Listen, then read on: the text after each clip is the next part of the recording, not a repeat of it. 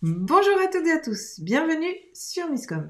Est-ce que, comme de nombreux usagers, ça vous est déjà arrivé, mais c'est une majorité des cas, de vous inscrire à une newsletter, de vous inscrire quelque part, voilà, donner votre mail, que ce soit parce que vous avez acheté un produit, que ce soit par rapport au mail marketing, et que, on se retrouve avec le jour même ou 2-3 jours après, avoir un mail commercial du produit qu'on vient d'acheter, ou même commercial auprès de quelqu'un, et on a juste l'impression qu'il nous saute dessus. Je vous invite à mettre un pouce en l'air à cette vidéo si ça vous est déjà arrivé, comme à moi bien évidemment, et c'est justement le sujet du jour. Mais avant toute chose, salut à tous, je suis Claire Négrier, aka Miscom. On se retrouve en direct pour des lives depuis 2018, donc on attaque la 6e année, en janvier, de Miscom, où on aborde des thématiques hebdomadaires sur de la communication et du marketing, et que ça vous apporte vraiment la conscience de tout ce qu'il y a à faire, mais qu'en même temps, c'est pas si sorcier que cela. On prend une chose après l'autre.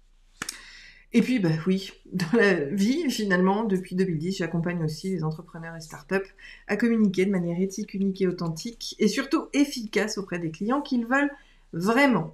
Et l'emailing est effectivement une stratégie qui est inéluctable aujourd'hui, encore plus, pour toutes les raisons qu'on a pu voir toute cette semaine. Donc vous retrouverez les vidéos de ce sujet-là en description de celle du jour. Et aujourd'hui, on rentre un petit peu plus dans le détail avec les notions de séquence d'emails. Alors, qu'est-ce que c'est qu'une séquence d'emails ? Ce sont des emails qui sont prévus, qui sont organisés à périodes régulières et qui permettent différentes choses vis-à-vis des actions que font vos abonnés, vos inscrits, pour pouvoir toujours plus les qualifier, mieux les qualifier, et en même temps leur apporter un contenu de qualité qui soit quelque chose qui les intéresse vraiment. Et donc on va rentrer un petit peu dans le détail vis-à-vis de ce sujet qu'est la séquence d'email. Et comme je le disais en introduction, c'est souvent ce qui manque à la plupart des business, c'est ces fameuses séquences d'accueil, puisque quand on s'inscrit, mettons, à la newsletter, d'accord, qui est plus juste d'appeler mailing list par ailleurs, on s'inscrit et manque de peau, le mail commercial était prévu 2 heures plus tard ou 2 jours plus tard, et donc en ayant juste mis un petit message pour s'inscrire, donner juste son mail pour s'inscrire à la newsletter, on se retrouve, paf, avec un premier mail commercial et on se dit « Non mais ça va pas, moi je voulais la newsletter, j'ai pas signé pour ça. Et j'ai pas donné mon mail pour cela. » Ça part de ce constat. Et malheureusement, beaucoup font cette erreur-là. Et donc, ça va être partout. Alors, j'ai pris bien évidemment le plus caricatural qui est l'inscription à la newsletter, mais c'est aussi le cas vis-à-vis des produits, vis-à-vis des actions commerciales, vis-à-vis des newsletters, vis-à-vis d'un certain nombre de choses. Et pour rappel, et pourquoi c'est important, c'est que l'emailing va avoir un gros impact aussi sur votre visibilité sur Internet, ce qu'on appelle l'e-réputation. Quand vous envoyez des mailings, c'est rattaché à votre nom de domaine. Le nom de domaine, c'est donc le nom de votre site Internet qui a donc une certaine réputation. Et si le contenu est jugé de qualité, c'est-à-dire qu'il a bonne réputation, il va remonter davantage dans les moteurs de recherche. Plus les gens squeezent votre email, plus ils tapent sur le bouton « c'est du spam », plus ils se désabonnent, plus ça fait baisser la note au niveau de votre e-réputation. Et donc, plus vous allez descendre dans les moteurs de recherche. Donc tout a un impact. C'est le principe de la communication et des synergies dont je parle très souvent. Et une des choses, justement, pour éviter que quelqu'un clique sur se désabonner alors qu'il vient juste d'entrer dans votre univers et dans votre communauté par l'email, eh bien c'est effectivement de prévoir des zones que j'appelle tampons qui vont permettre à la fois de l'accueillir comme il se doit, qu'il se sente vraiment unique, c'est-à-dire qu'on s'adresserait à lui de manière complètement individuelle, pour créer la relation, parce que c'est pas qu'une adresse mail, c'est une vraie personne qui est derrière, au même titre que votre business vous êtes une vraie personne derrière votre entreprise, ça permet de remettre bien évidemment l'humain au cœur même de la relation, et forcément d'avoir quelque chose de plus engagé et de maîtriser un peu plus, on le souhaite, la notion de désabonnement. Donc ces séquences d'accueil vont être là pour faire cette zone tampon entre le moment où la personne arrive et dont le mail est récupéré, que ce soit à titre gracieux par le biais d'opt-in, par le biais de l'inscription à la newsletter, ou même par le biais d'achat de produits, jusqu'à la prochaine offre commerciale que vous pourriez faire. Parce que, encore une fois, en tant qu'utilisateur, si vous vous inscrivez ou si vous achetez un produit, recevoir une promotion pour le dit produit ou même pour un autre, alors que vous venez juste d'acheter, en général, on se sent pas bien vis-à-vis de ça, non ? Qu'en dites-vous ? Mettez un pouce en l'air encore une fois à cette vidéo si ça vous parle et si vous faites partie de ceux que ça dérange. Donc, les séquences d'email vont permettre cette zone tampon qui permettra à votre marque de gagner en autorité, de gagner le lien et la confiance de la personne parce que justement, elle ne se sent pas juste un acheteur potentiel, mais elle va être vraiment au sein même de votre entreprise. Donc, ces séquences mail, à quoi elles correspondent ? Ça va être les mails de bienvenue, comme je le disais, par rapport à une newsletter. Ça peut être également une séquence par rapport à un achat, quel qu'il soit, hein, on n'est vraiment pas dessus, on n'est pas spécifique par rapport à ça. Ça va commencer par la confirmation d'achat. Ça va ensuite être éventuellement un mail automatique générant la facture et envoyant la facture d'achat. Ça peut être également un autre mail qui va dire comment bénéficier au mieux de votre produit ou de votre service. Les don'ts, les choses à faire et les choses à ne pas faire vis-à-vis du produit que vous venez d'acheter. Ça peut être également éventuellement des témoignages ou des use cases, donc des utilisations clients, des produits qui sont mentionnés et présentés ou qui ont été achetés pour que les choses se fassent, pour accompagner finalement l'utilisateur et donc l'acheteur, puisque là on parle d'un produit ou d'un service acheté, pour qu'il soit le plus facile possible. Alors, dans notre jargon du marketing, on appelle ça la notion d'onboarding, c'est-à-dire de monter à bord, parce que c'est la séquence d'accueil par rapport à l'achat d'un produit. Donc on aura effectivement ces choses-là, mais encore une fois, il n'y a pas que cela. L'une des premières séquences que l'on peut avoir, surtout si on fait de l'email marketing, on a ces notions de opt-in. Vous savez, les cadeaux gratuits en échange d'un mail, on va être là aussi encore plus poussé que pour une accueil de bienvenue qui s'inscrirait simplement à la newsletter. Parce que celui qui donne son mail en échange d'un produit, il voit aujourd'hui la notion commerciale. Il sait très bien qu'en fait, il rentre dans le tunnel. Et souvent, ça fait peur. Et le sentiment de confiance, c'est « Ok, j'ai donné mon mail, mais je ne sais pas à quelle sauce je vais être mangé après. Donc, est-ce que je clique sur désabonner tout de suite ou est-ce que j'attends un peu ?» Et souvent, c'est dès le premier mail suivant qu'il va se retrouver en particulier, de manière particulière, sur « je me désabonne ou pas ». Donc, c'est à vous que là, ça va se jouer. Vous savez, on dit toujours que la vie de quelqu'un vis-à-vis de nous, c'est dans les 5-6 premières secondes. Bien pour l'email, c'est strictement la même chose. Je dirais même c'est réduit parce que c'est à 2 à 3 secondes en fonction de l'objet et en fonction du contenu de l'email. Si on voit que c'est commercial alors qu'on ne cherchait pas à avoir des offres commerciales, il y a de grandes chances que ce soit compliqué. Donc ces séquences-là, elles sont vraiment là pour porter votre message, pour porter vos valeurs, pour porter comment vous allez les aider sur le long terme. Et in fine, bien évidemment, ça peut fidéliser les clients parce qu'il ne faut pas être commercial. Beaucoup, encore une fois, de monde fait cette erreur. Moi, quand je m'inscris à une newsletter, ce que je veux, c'est recevoir des newsletters et pas du commercial.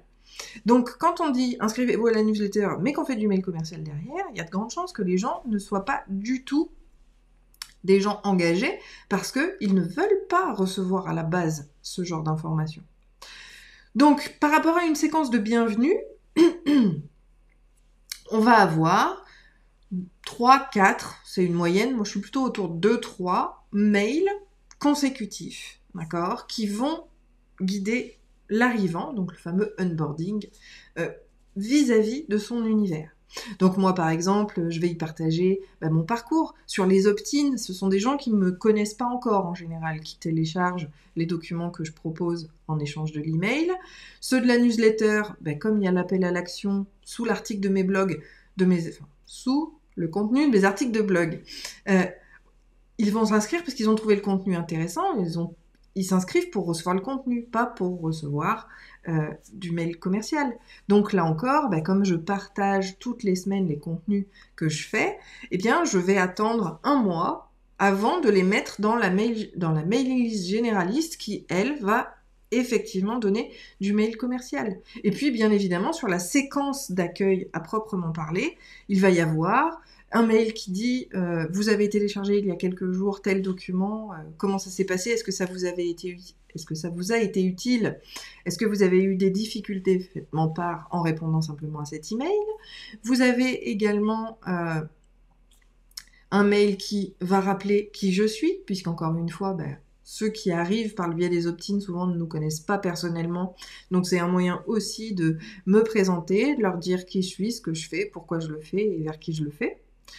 Et puis ensuite, ils ont d'autres mails un peu plus génériques parce que, comme ils cherchaient du contenu sur une thématique, si j'ai des contenus vidéo ou articles, puisque je suis sur les deux, je vais leur envoyer aussi un mail qui leur dit « Ah bah, vous avez été intéressé par, je sais pas moi, le business plan, voici les articles qui pourraient vous intéresser autour de cette thématique-là. » Parce que, encore une fois, on n'est jamais intéressé par celui qui parle tout le temps de soi. On a envie de quelqu'un qui s'intéresse à nous. C'est dans les relations humaines. Je ne parle pas du marketing, là. Je transpose toujours par rapport à l'humain.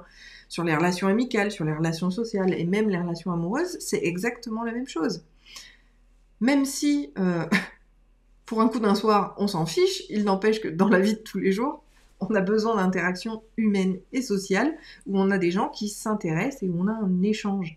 Et donc c'est là le but des séquences d'accueil, plus généralement appelées séquences tout court, séquences d'email, qui vont accueillir effectivement les gens. Dans le cadre de produits, comme je l'ai dit, on aura plus souvent des façons d'utilisation, des conseils d'utilisation, quelque chose qui va accompagner l'utilisateur par rapport à ce qu'il a. Et on aura, comme je le disais, donc sur les opt-in, des mails différents qui vont être spécifiques à la thématique. On va avoir le mail de bienvenue avant même d'envoyer tout autre support. Alors, il y en a qu'un sur lequel moi je fais le distinguo, c'est la notion de newsletter. Je proscris tout ce qui est à base d'emailing pendant un mois par rapport au contenu que je partage. Et je ne vais partager à ceux qui s'inscrivent à la newsletter que la newsletter ou les contenus que je vais partager, donc hebdomadairement, c'est le récapcom du dimanche qu'ils recevront. Là, je vais leur envoyer parce que je ne partage que du contenu, celui que j'ai créé dans la semaine, qui va normalement les aider à concevoir les choses et à appréhender la communication un peu mieux. On est dans la phase alors en anglais c'est nurturing, c'est qu'on va nourrir la confiance et l'autorité de notre marque à travers ces mails-là. Et puis, au bout d'un mois, oui, je vais les intégrer à la mailing list beaucoup plus grande qui va là leur partager des informations plus commerciales. Mais parce qu'ils ont acquis notre confiance. Et je dirais même, je suis allée un petit peu plus loin, c'est-à-dire que dans ma séquence de mails, à la fin de la séquence, je leur ai préparé un mail qui leur dit voilà, vous allez arriver dans le grand bain demain. Votre mail va passer dans la liste générale, par le biais de laquelle vous aurez à nouveau, et là je leur redonne encore le type d'informations qu'ils vont recevoir, en incluant le fait que à partir de maintenant, ils vont recevoir effectivement les infos commerciales, et je leur propose ici de se désabonner. Pour la simple et bonne raison que nos amis les petits robots ne voient pas les choses de la même manière. D'accord ? Le désabonnement sur une mailing list globale va impacter votre référencement, oui, et votre autorité sur Internet. Si vous sortez la personne à la fin de la séquence d'accueil, parce que de toute façon, elle s'en fiche et la seule chose qu'elle voulait, c'était votre cadeau gratuit, il faut qu'elle sorte avant d'entrer dans la mailing list générale, parce que sinon, les robots font la distinction entre les séquences organisées et programmées et les campagnes d'emailing standard sur lesquelles on fera des offres commerciales et qui vont susciter là le désabonnement. Il faut quand même se rendre compte qu'aujourd'hui, pour 2023 en tout cas, et à partir de 2023, votre score de désabonnement doit être inférieur à 0,5%. C'est-à-dire que sur une mailing list de 200 personnes, il faut que vous n'ayez qu'un seul désabonnement par mail. Ce qui est extrêmement compliqué à obtenir, mais nécessaire. Parce que dès lors que ça va dépasser ces 0,5%, ça va avoir un impact sur votre domaine et vous aurez une autorité moindre et donc la note pour votre référencement va diminuer. C'est là où je voulais vraiment vous amener aujourd'hui, c'est très très important. Et cette notion de séquence d'accueil, qui est, elle, jugée différemment, puisque c'est dans l'ensemble de ces mails-là, au niveau des séquences qui sont prévues, qui vont être jugées dans l'ensemble, on aura un impact bien moindre vis-à-vis de sa note sur l'autorité du domaine. Et puis, ça évite aussi, ça permet, parce qu'il y a aussi d'autres aspects que celui du référencement, c'est par rapport à l'engagement de la communauté. Quand on a une mailing list, on veut qu'elle soit la plus réactive possible. Encore une fois, la mailing list, ça permet de rejoindre un émetteur et un récepteur pour délivrer un message, mais c'est absolument pas à sens unique. C'est aussi à vous de vous en servir pour rester dans les interactions humaines qui vont vous amener à interroger votre audience, puisque c'est la première, pour moi, c'est la première audience qu'on puisse avoir, c'est celle qui est par l'email et qui est une source inépuisable pour vous d'idées, de ressources, de besoins identifiés et dont vous pouvez vous servir pour votre entreprise. Mais cette vidéo est déjà bien assez longue. Je vous propose qu'on reprenne ça sur une autre thématique parce que, encore une fois, l'email marketing est un sujet extrêmement large. Là, l'idée, c'était vraiment de parler des séquences pour vous montrer que oui, c'est important, à la fois pour celui qui rentre dans votre univers, mais également pour vous, pour pouvoir qualifier au mieux votre audience. Si vous avez toutes questions, des partages, comment vous faites, je vous invite à le mettre en commentaire pour qu'on puisse échanger sur le sujet. Et puis on se retrouvera probablement pour d'autres sujets sur l'email marketing parce que, encore une fois, c'est intarissable comme sujet. Et on se retrouve lundi pour une nouvelle thématique tout autre. En attendant, tant que vous avez des besoins, mettez-les moi également en commentaire ou à claire@miscom.fr pour que je puisse y répondre dans mes prochains sujets. Je vous souhaite une très bonne journée, un très bon appétit et on se retrouve lundi sur YouTube. Ciao!